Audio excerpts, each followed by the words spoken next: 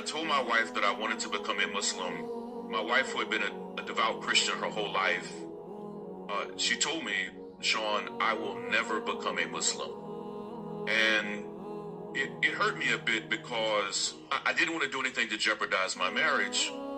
A few weeks later, when I traveled to Edmonton, I shared with some men, including a local imam there in Edmonton, that I didn't know how to approach this with my wife. And the brother told me something that was so profound. He said, Sean, do not try to convince your wife to do this. He said, it's more likely that you will mess it up than anything else. He said, but I do want you to trust that Allah will guide her heart.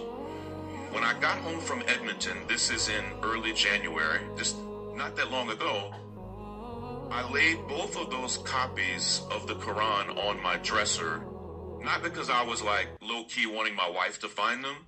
I just didn't want them to get bent up in my suitcase. I was so exhausted from traveling that I went to bed like at 8 p.m. When I woke up almost 12 hours later, my wife had grabbed one of those copies. She's a professor, a doctor. Yes. She had already, through the night, she had already read almost half of the Quran. When I woke up, my wife said to me something that was so shocking. She said, Sean, I think we should become Muslims. And there's a powerful lesson there.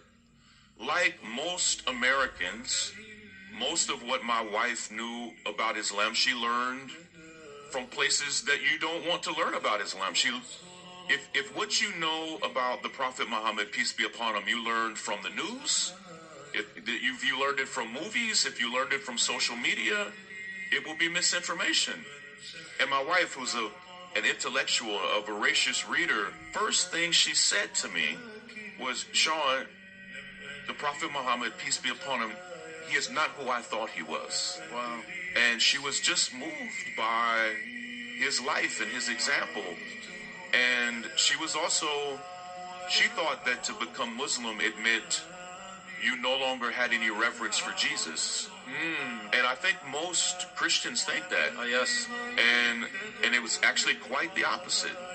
And when she saw that to be a Muslim still meant to have nothing but reverence and love for the Prophet Jesus, it changed her. And for the next 6 weeks, she and I were on a really beautiful private journey that we didn't talk about publicly, of just saying, what would it look like for us to make this big move in our lives? And so 3 weeks ago today, the Sunday before Ramadan, we took our Shahada, and it's been beautiful, man.